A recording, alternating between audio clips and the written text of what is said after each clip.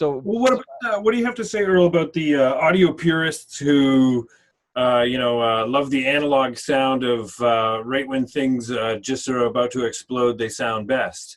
You know, you made the comment about Gaga, talking into the wrong side of the microphone. I'm one to say that there is no wrong side of a U47 if it's an omni pattern.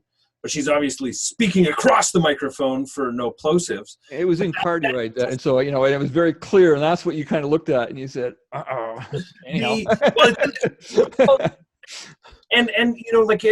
There is something to me getting close to a microphone and having it saturate a certain point that some of that magic is lost. Like Michael said, without a piece of glass between the producer and the talent, some of that interaction is lost, and that's going to be a very interesting thing to work out. And as we're all confined, and all these engineers are confined, I think there will be new tools very soon. Like if we followed this show up in a year, I bet you it would be drastically different set of tools would come to the top of the pile.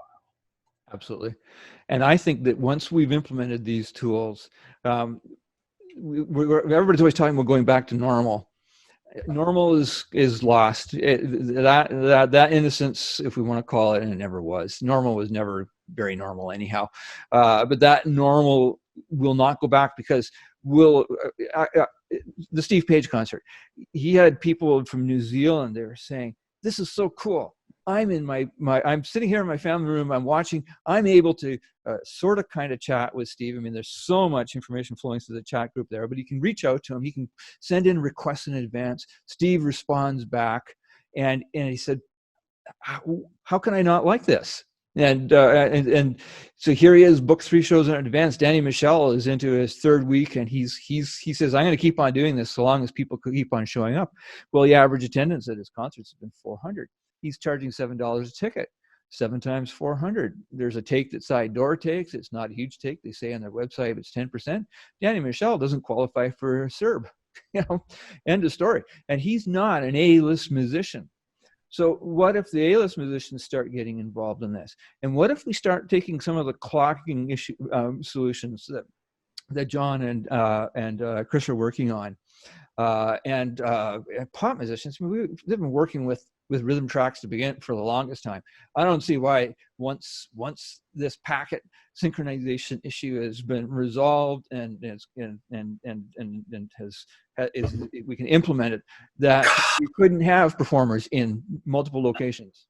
Well, it's because so I can speak at great length to this, and I can bore experts on the topic. Please do. Please speak. Geez. Egg me on. Well, how would you synchronize it? Like you say, GPS in the sky. Like, right now, all of our feeds are going to some kind of concentrator aggregator box. Not to harp on Frank's guys, but all it's doing is like literally, there's some OBS box sitting in a Google server room someplace hooked up to a pipeline that's running OBS and aggregating chroma keys. And I go, well, what's the difference of me running a Mac Mini in a co-location equipment frame rack that cost me $30 a month to have, like 5 gigabits to it? So you look at broadcasters, and what we get into is you get into a distributed service model. So it's not like everybody logs into the main branch all at the same time. You have to have some kind of distribution and slowly concentrated aggregators. So there are multiple servers that are putting this conversation together, and that's where the latency comes up. So further up in the chat, somebody says, well, how can you have the cloud? Everybody says the cloud. How do you get the data off of that cloud? Well, if you phone into this call, you're closer to the concentrator and you're closer to the aggregator that's aggregating all of this content together. Right now, so everybody, we're going to do a grand experiment. Everybody, go to a website, get a web browser. We're going to do a grand experiment here. Okay, go open a new Chrome browser and type in time.is. Okay, so this is time.is. So go to time.is. Everybody has to do this all at the same time. Okay, now go to your phone while you have this and go to that URL. Okay, so go to that URL, time.is on your phone, and then see if it kind of matches mine, okay? And then see if you can display it on your screen. It will, everybody's got it. If everybody has it, okay, so I have it on my phone. Here it is on my phone relative to me. So I have it coming in, and I have different delay times between everybody, and there's different path times, and there's different, there's so many different, Ross is sharing his screen. You know, there are different times to every 52.3, 54, 55. So everybody has a different path time and delay time. I see some 58 to 9. Okay, so everybody has a different time to. What's your clock setting, Anthony? Are you on pool.ntp.org? Are you on time.apple.com? Where's your time server? This website is independent of any time server relative to me. So it doesn't. Yeah, but that's what I'm saying. Like your computer's clock. Doesn't matter about my computer's clock. This is the time of day relative to this website being presented. But where's it getting its clock from? My imagination would be some GNSS pool that is pooling and aggregating some nuclear clock that is also synchronized by satellites. Right. So at broadcast stations and stuff, what we have standardized on is this thing called PTP. So man, oh man, people are harping on standards. Oh, geez. So there are standards for all of these things. The problem is nobody reads all of them to their completion. That's my biggest problem with standards. You have Dante, somebody has Dante. There's Unity Connect is something like Dante over internet, not cheap but interesting idea. But Dante is real time, it's audio over IP. So you have it plus metadata that is clocked with some type of hardware clock that is generating PTP traffic across a network. So Precision Time Protocol is IEEE 1588, and it is the thing that broadcasters use to frame accurately synchronize AES67. John, you've got a Ravenna device. It uses a PTP clock. You can buy switches that act as PTP clocks. You know, now in live sound, you're seeing stuff like brands like Luminex and Artel and Arista and Cisco becoming like a norm of things to buy. So that precision clock has to be distributed to the network. So Dante has PTP clock built in. Well, yeah, of course, every device has PTP clock built in. But what I'm saying is that clock is free running. So it's not synchronized to anything else. That Dante network can be free running relative to itself. My Zoom call is free running to myself. My clock relative to this Zoom call is free running to itself. So like Earl says, you know, like you need something that's distributed from the heavens above to the network. So whether it's a satellite or if it's distributed through your ISP. So if somebody like Rogers could distribute PTP to the network, then your NTP clock precision would go up by a factor of 1,000,000. So your precision of clock relative to your time of day would go up by a factor of 1,000,000. So if you had, let's say you had a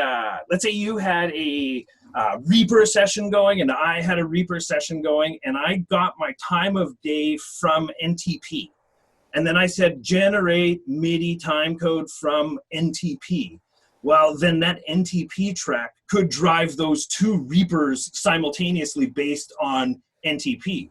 But like I say, PTP is 1 packet per second on a clock. Like, imagine the world's best drummer, like better than Michael Philip Woodward, like way better edits than Gavin Brown, like the best, like Kenny Longgrade clock.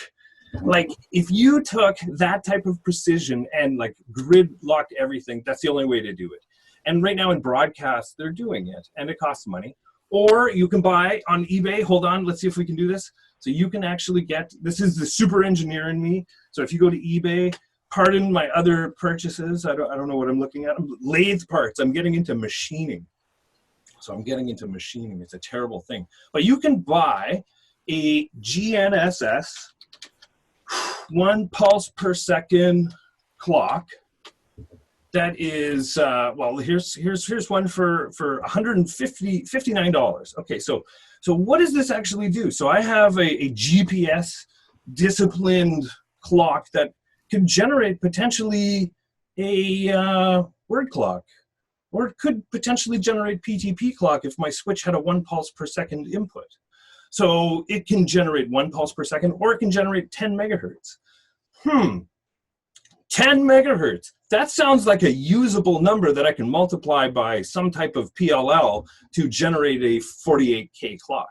I'm just saying this thing is $149, and you know, there's going to be some electrical engineers who are going to sit down and potentially look at this video and go, this GNSS disciplined oscillator for $149 could be a very interesting solution to this, because you at home could have a GNSS disciplined audio system. So all those hi-fi guys, you know, who are buying the oxygen-free cable, I'm going to start selling oxygen-free clocks because they come from the satellites. So oxygen-free clocking is now available.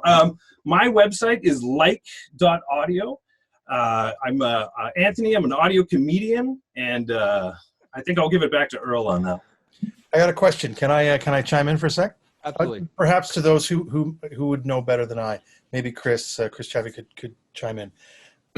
The existing infrastructure for the internet to travel around the world has been on fiber optics. It uses different combinations of, perhaps there's a little bit of copper cable still, there's satellite, but the IP protocol itself is merely a code that functions on top of it. Maybe this is the first time in the world where there's an impetus to encourage those to start pursuing the research to finding alternative protocols that could be carried on the same physical stuff of the internet, but that would be the IP protocol and the cabling and all of it are so perfectly woven and integrated that that's not an option. I see you shaking your head, Anthony. I would also like for you to change how sine waves move down wire while you're at it. Well, explain. Well, it's so entrenched. Like, it's so fundamental to, if you have a piece of glass, what is the fastest way to move data down it? You send like 500 colors, all modulating 500 different colors, you know, a whole bunch of different ways. But isn't it actually, but the IP protocol by its very nature was to emphasize packet delivery over synchronization so you go down multiple rabbit holes. So you can say TCP, you can say Ethernet, you got to separate it. So you got to start separating it. It's the audio onion. Okay, so you peel off this layer, you peel off the IP layer, and that's on a TCP stack. Then you peel that layer off, and that sits on a network stack, and then that sits on a network stack, and then this sits on a different routing protocol, and then this sits on this, and then this sits on this. And the only thing that makes it actually possible is TCP/IP. So TCP/IP is the thing that says, well, okay, this is the IP address it's going from. This is the IP address it's going to. This is where it's gone from. And as it's received, it strips away where it's gone through. There's traceability. Then there's different types of transport mechanisms in the TCP stack. So we are just leveraging it as an audio community. Oh no, this I understand. I understand that, Anthony. But what I'm saying is it not possible for some faction to look for a completely alternate programming protocol that would use the same infrastructure but not be confined to packet delivery as it's defined by the TCP/IP protocol? Well, you gotta, well, what's in a packet? Okay, so now we go down to zero, and you go, well, what's in a packet? So I asked Michael Phillips. But that's what Jonathan is. Hey, Jonathan. Hey, Jonathan. I mean, I imagine you're not dismissing UDP. Like the whole point. I mean, there's TCP, which does, you know, it sends, and then it gets, and then it's get acknowledged, and it comes back, and that's why stuff over WAN doesn't work. Like over satellite, protocols don't work over satellite because the delay is so great. But then there's UDP where it's a one way, and that's what all the streams. That's why the streaming stuff works. Like the Netflix and all the rest, it's just coming to you. One push. Yeah, you don't acknowledge back that you've gotten it or not. So that's already a key part of TCP is the UDP protocol. Yeah, yeah. And what I'm saying is it's a huge stack that you cannot reinvent.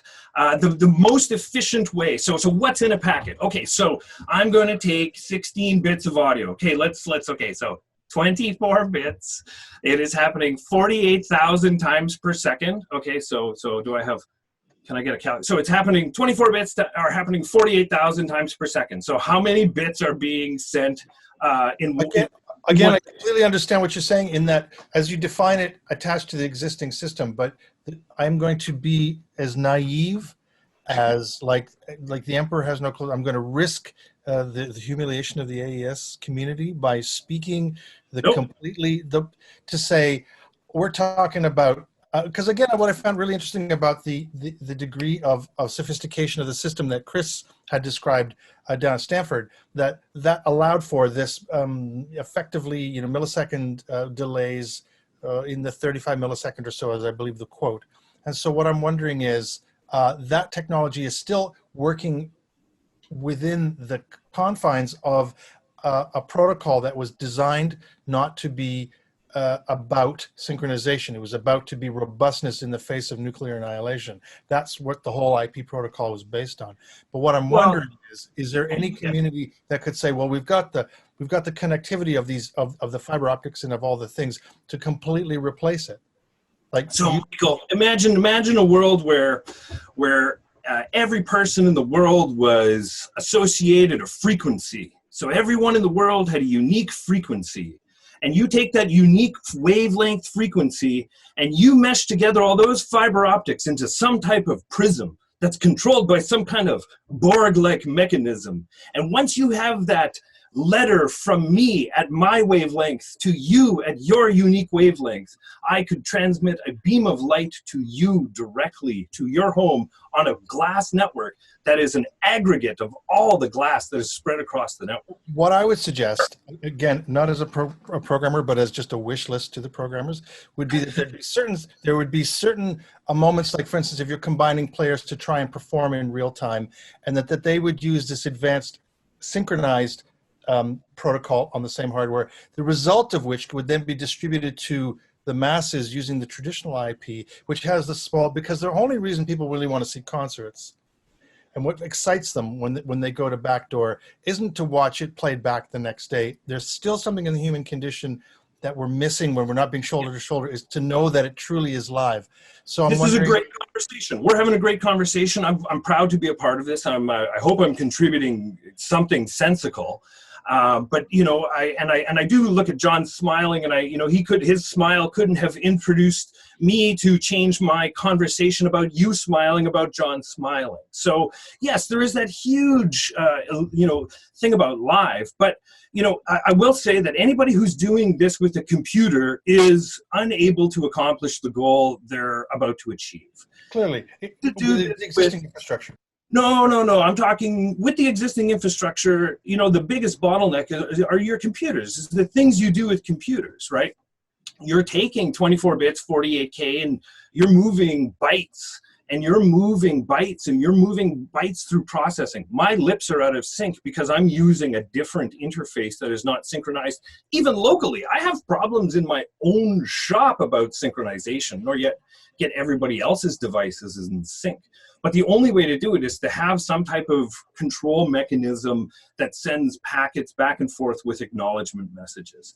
And PTP IEEE 1588 is a thing that does that. Your devices, like you gotta remember, the analog guys are living in a digital world, and the digital guys are living in an IP world. And the IP guy realizes that in your Apollo device, there's conversion time, there's packet time, there's delay, there's synchronization. So if you can eliminate, if I could go directly from the Apollo directly to the internet, I would eliminate all that nonsensical processing time of the computer.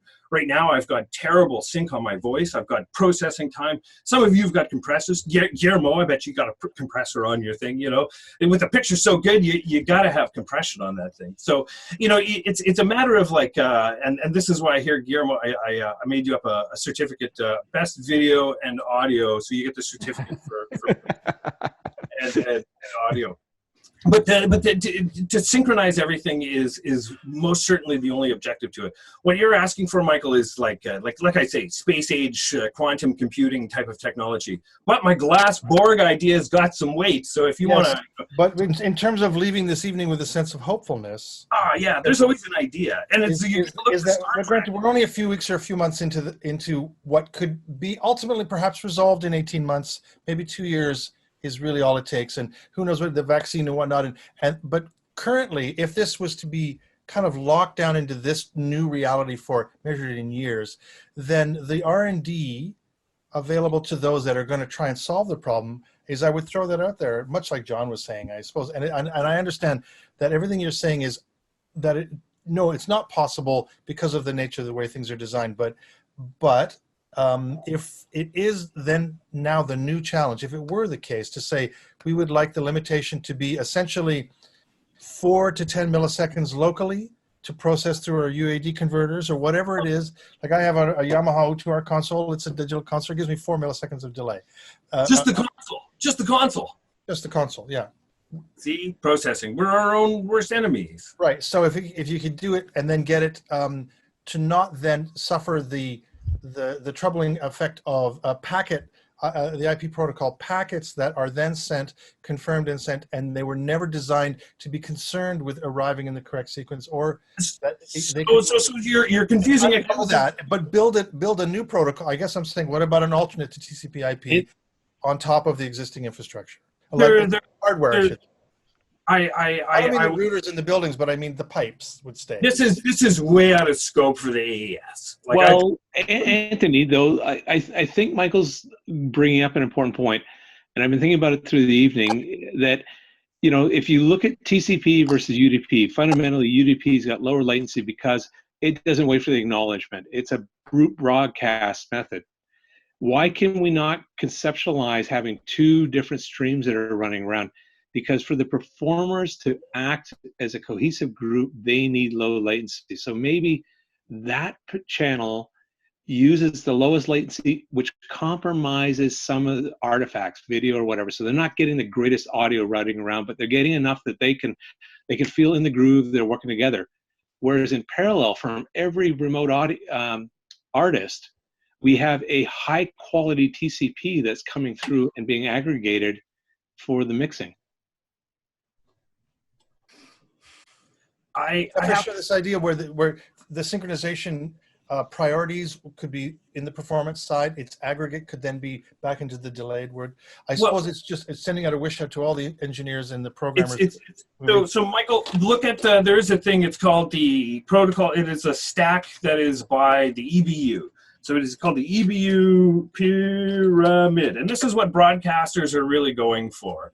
And this technology pyramid has been a thing that defines the things you would need in order to make this full thing work, right? We're just talking about audio protocols. So in broadcast, we deal with the control protocols that go over top of it, the discovery control protocols that go over it. Like when we connected this Zoom call, there's copious amounts of background information that makes this call possible. And it is using things that are relying on the TCP stack, that are relying on the IETF, that are pre-existing, that you don't want to reinvent as the Audio Engineering Society. But to get to your point of like, what's the lowest rate you could possibly do it? And it comes down to the basic math of, you know, bits per second and how many bits per second that you can actually jam into it. And if you've got 24 bits running at 48K, that is what you have to actually move in order to have the fidelity that you're used to, which is 20K hearing Nyquist, right? So you have to be able to do that and chop those things up as small as you possibly can. But the thing about the internet is really not good at moving loads of small packets. What it's really good at doing is like moving big, huge chunks of data from images or web servers or stuff like that. where timing doesn't matter. And that's all TCP. But the UDP stuff where I just send it one direction, that is really what you're trying to do. And this is where AES67 comes in, and this is where audio over IP is the big thing. And the AES67, like I say, and I said it in the chat, is AES67 isn't audio over IP, it's audio in IP. So what you're actually doing is you're taking that PCM encoded data, chopping it up into packets, spacing them appropriately based on a PTP clock, and then shooting them out to the network as with PTP timecode stamps over top of them. So it's audio in IP, but the IP is PTP timestamped, and that PTP timestamp is what allows you to put them into sequence, because the PTP timestamp is unique from the beginning of an epoch that is generated by, well, we set that off by SMPTE, so it's like 1970, January 1st, 1970 is the epoch. So all of these unique numbers associated with these packets can never decrement. So you can actually packet capture these things, and you can actually record the exact precise moment in time in which they were recorded. So in the broadcast world, they use PTP for video. So HDMI, the handy dandy movie interface, that is going to disappear very soon, because, well, I could just put a piece of light fiber into the back of my TV, and I can have 40 gigabits per second going to my switch. So that's going to start disappearing as well. And well, why do we have such low bandwidth? Compression. You know, what is a big thing in terms of error correction? So what is error correction? Why do we have error correction? Why do we put these error corrections on it? Well, so we can guarantee that my voice reaches you. So this error correction adds a copious amount of overhead, just a copious amount of overhead, and that introduces processing time. But it does. But that's not the real bottleneck, though. The real ultimately the bottleneck that's making it not tenable to do a real-time jamming over the internet is when it leaves the local processing. All the things you're describing, I understand, and of course I accept. You know, and you get X amount of milliseconds, but like old SMPTE time code synchronizing two analog machines, if you know, there was a lot of swim, or even SMPTE 24 frame, you know, a pin-based 35 millimeter. There was a lot of variation that you could accept. We're talking GPS. We're talking GPS here, and like for $149, I'm talking GPS. I'm not talking sprocket-driven dooflixens. I'm talking like trillions of dollars that you did not have to spend. Very much in the same way that the internet, like you can't reinvent the internet and say, hey, the internet's broken. That's what AVB did. AVB said, hey, the way that you do networking is stupid, because AVB is FireWire over Ethernet. So all they've done is taken FireWire, the same bits and bytes that move between your FireWire audio connection, packetized it, but they're not in IP frames, they're only in Ethernet frames, and then poops it out onto a network. Same with AirPlay, same with all of these things. So you have competing things as well. So the thing that makes your Apple Play and your earbuds and all that jazz works is derivatives of AVB, which are derivatives of FireWire. So all of these things are built on the shoulders of giants. So when you say, oh, I want to redesign the internet, it's like, no. What you really want to do is collaborate with people on a common clock. And this is where you have to have a distributed clock. So fundamentally, people are not yet like it's broadcasters have been there for 10 years, because we've been doing satellites, and satellites sync to other satellites.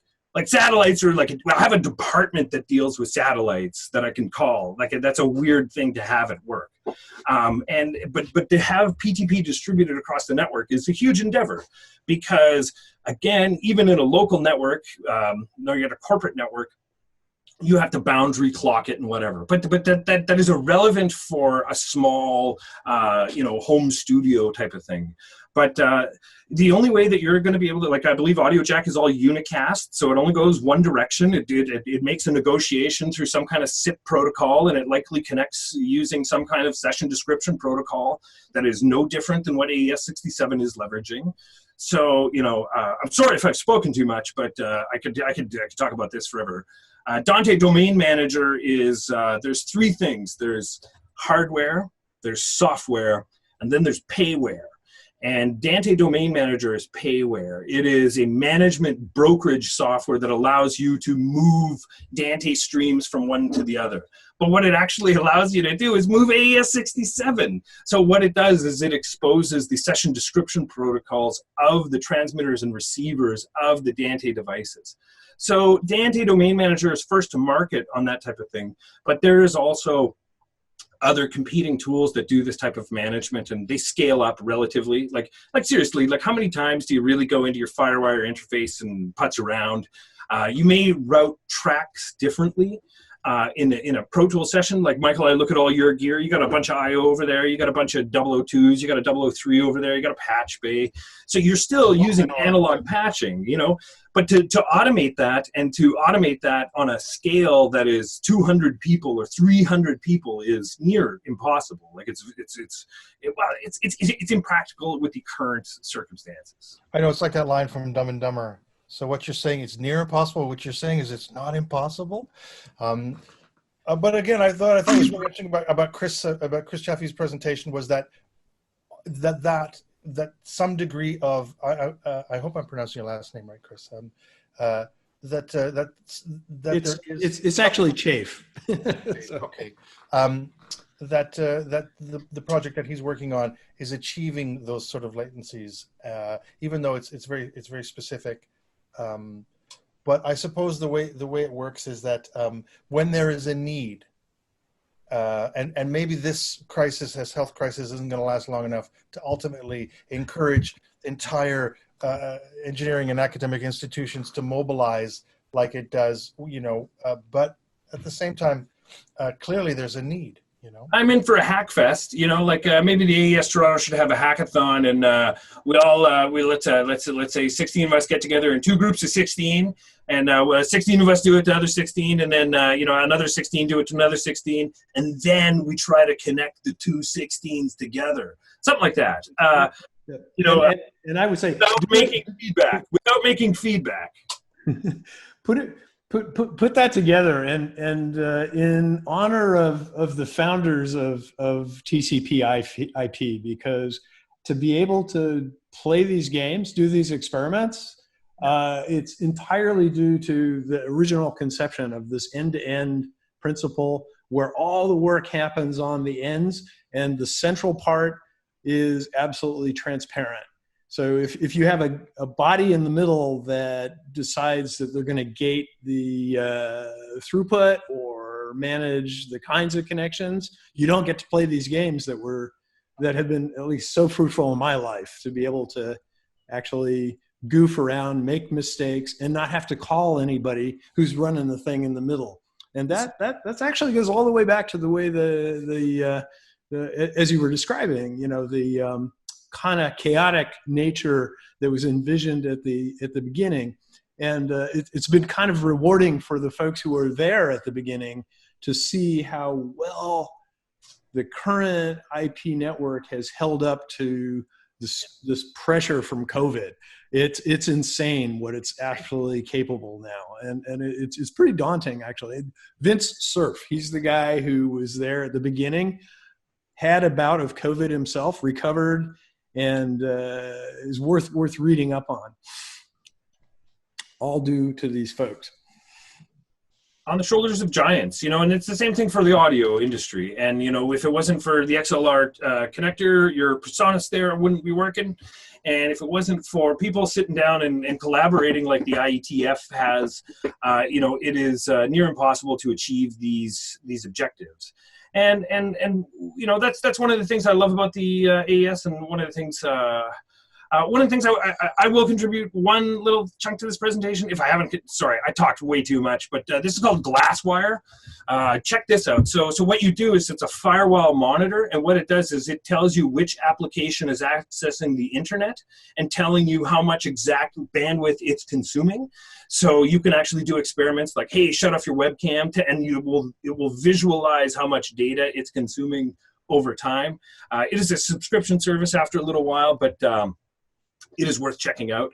It is available for cell phones as well, so you can actually use it on your cell phone, and you can actually see which apps are consuming your data without you knowing, and phoning in on home. Earl, do you have anything? Do we have any questions? Anything you want to get to?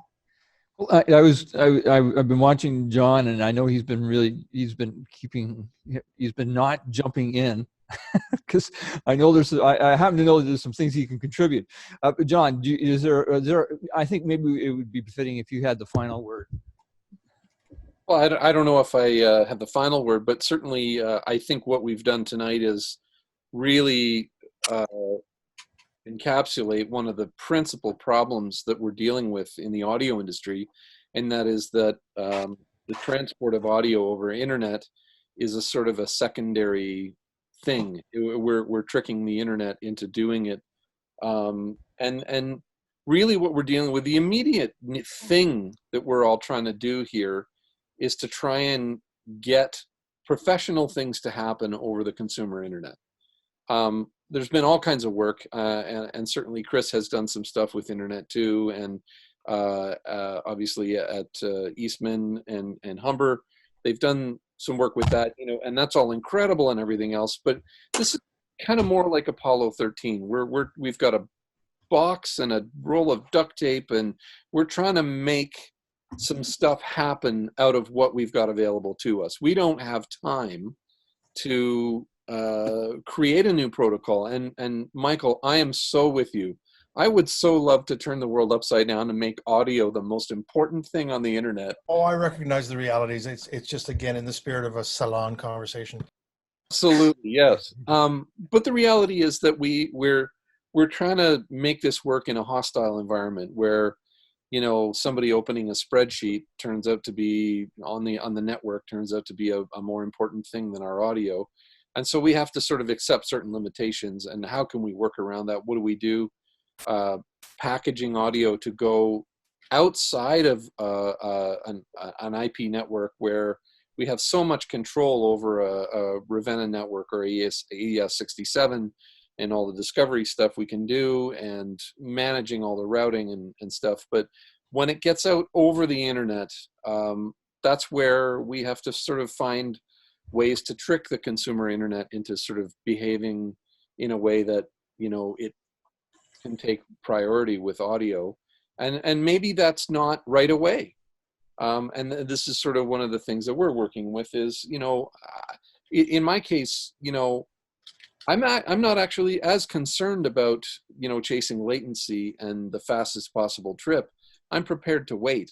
I don't want to wait to upload a whole performance and then download it again 5 minutes later, but I'm prepared to wait for maybe a second or two, or maybe even 3, if we treat it like an incremental upload and an incremental download, but I'm getting audio that is absolutely robust and solid, And so there's a value to that right now. That sort of process is one of the fundamental things that we need to do in order to be able to,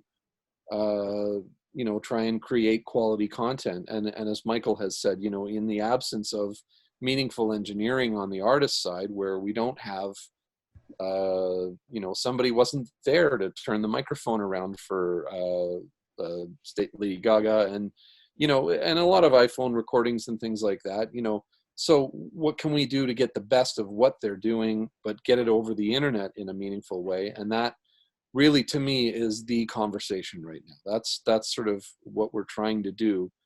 Anyway, I don't know if anybody has anything to say about that, but, we've already beat it up a lot tonight, and I'm so inspired by how passionate everybody is. And it's just so great to see everybody. And Socializing, guys. I love you all, and women, everybody. I love everybody. I'm just thrilled to see you all. I think there is a personal socializing aspect to it, and we as the AES have acknowledged that, and we have put out a call for a social coordinator, somebody who can organize their social evenings before our meetings, whether it's a Dutch meetup and some type of social event at least once a year. So I make the call to the 48 hardcore recipients who stuck through this 9.5 hours. You guys know it's like 3 o'clock in the morning. People are looking at their clocks going, oh my gosh. A bunch of audio guys who have nothing but an empty space to talk into for a couple of hours about protocols. Yes. Yeah. One time I was at a party about a protocol. So I went to a party on a boat in Amsterdam for a Ravenna protocol party. It was the most interesting party I've ever been to, I got to say. If you ever get invited to a party on a boat in Amsterdam about a protocol, I highly recommend taking that trip.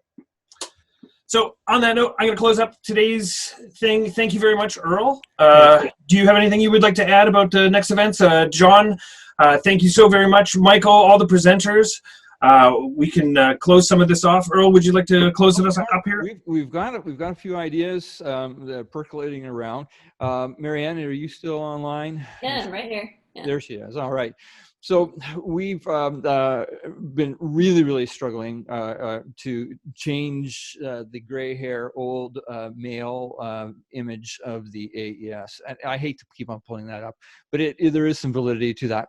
But there is a raft of very much younger and female audio techs in the world. She's prime representative of one, and we've tasked her, and we'll work along with her, obviously, to assemble representatives to discuss some of the issues that women in audio are facing. I'd like to make one point here.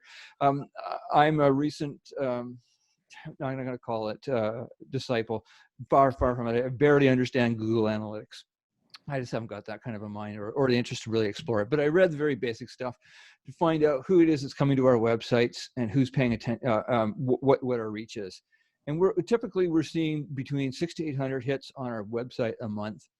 And half of those, 60% of those are people from the age of 20 to 35, and half of those are female.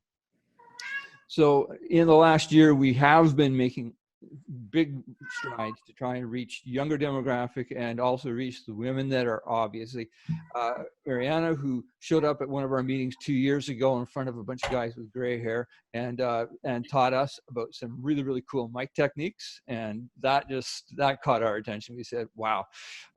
So help us to reach out. So that's an upcoming meeting that she's in the process of exploring. We're also working on one which is extremely timely, and it's also one that we have to handle very delicately, and that is mental health. And as you know, the COVID has been really seriously hurting a lot of people. One of the reasons I put as much energy into this night and the previous meeting is to say there is hope.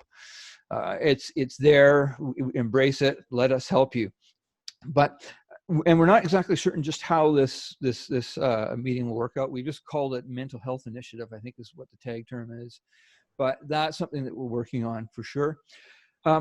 We've put pause on an expo that we were planning on for next September, and it may have to stay paused for quite a little while because given the reality that there likely will be a second wave if our governments all do proceed and start sending us back to work before we should be going, and if we don't adopt masks and all the rest of the things that we should be doing.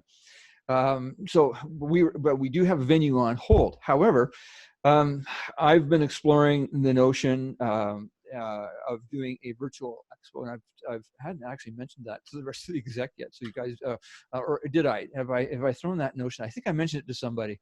But I'll be bringing that up because NAM is doing it. Obviously, the AES is doing it now in Vienna, and commerce still can happen. We're reading that instrument sales, musical sales are on the upswing. People are at home and they're saying, well, now I got a chance to learn to play a musical instrument. If we're going to have students, they're going to need to be able to tutor properly. Then they need to have proper audio gear. We've got manufacturers and distributors that could distribute to that market. So those are some of the things that we're looking at. Just a last little closing statement to pick up on what John had said, the Apollo 13 analogy. Said, we're looking around and finding what we have to build something to get us out of the situation. The other notable part about that movie was that they were, through an error of one of the astronauts, lost a fair amount of their oxygen, and they only had a limited amount of oxygen left. And in a sense, the arts industry, music industry, is in a bit of that bind. If it doesn't find a solution, a lot of what we have grown accustomed to is not going to sustain, it's not going to survive. It's already happening in the restaurant industry, it's happening in small independent clothing stores all around town here. They're shuttering shops, and that's going to happen to musicians. So oxygen is depleting, and we have the ability and the to provide hope and side door access and initiatives like that to keep it going, so that if ever a normality does return, we're still a thriving music industry. So if anybody else has any other comments, then we will meet again, and it'll likely be towards the end of May. Again, we typically pick the 4th Tuesday of the month. This time it wasn't the 4th Tuesday because it was my wife's birthday last night and I was organizing the meeting, so I took that little executive prerogative. But so we'll keep you informed. And thank you all for joining. Thank you so much. Thanks. Thank you. It's been great being with you. Take care. Yeah. Next time I'll get OBS sorted out so that there's audio with the video. It worked this afternoon. Those of you that were testing your videos, you can please tell everybody that it was working. Should we all unmute to hear that 48 channel wah screen? Should we do that? Here, okay, let's see. I'm gonna where's my unmute all? Muted. Thank you, Earl, and thank you to all the presenters. Thank you for all your input. Cheers, everybody. So educational. Thank you very much. Thanks, everyone. Thanks, everybody. Yeah, be well, everybody. Get down the road. Woo. Ow! Woo! Oh, where's the end button? Oh, where's the how do you get out of this thing? Command We're W. trapped. Command W. Good night, folks. Good night. Yeah.